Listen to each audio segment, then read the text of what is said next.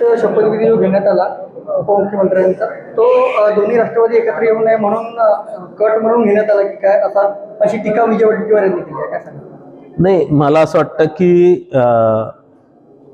विजय वडेट्टीवार जे आजकाल मला वाटतं त्यांनी भविष्यवाणीचा जे अभ्यासचा कोर्स केलेला आहे, त्याचा काही कोर्स केलेला वाटतं, कारण ते प्रत्येक विषयावर भविष्यवाणी करत असतात आणि काहीतरी त्यांच्या मनात जे कपोकल्पित त्यांच्या डोक्यात काहीतरी विचार येतात ते त्या मीडियापुढे बोलून आणि काहीतरी महाराष्ट्रामध्ये सनसनी करण्याचा ते प्रयत्न करत असतात.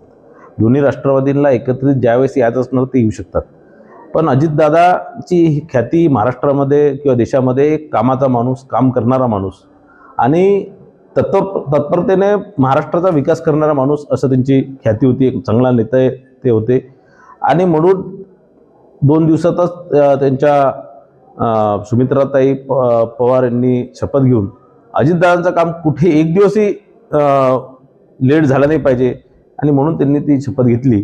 मला असं वाटतं की याच्यातही काँग्रेसवाल्यांचं फार पोट दुखतं आहे.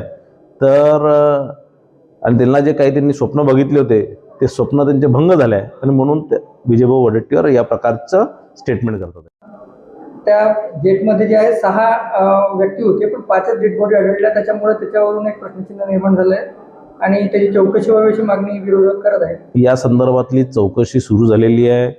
2 दिवसाआधीच त्या बारामती विमानतळावरनं सगळे त्याचे पोलीस विभागाने असणार किंवा DGCAने त्या सगळे पूर्ण चौकशी केलेली आहे, त्याची पूर्ण माहिती गोळा केलेली आहे आणि लवकरच या संदर्भातला एक फॅक्ट फाइंडिंग रिपोर्ट आपल्या पुढे येणार आहे.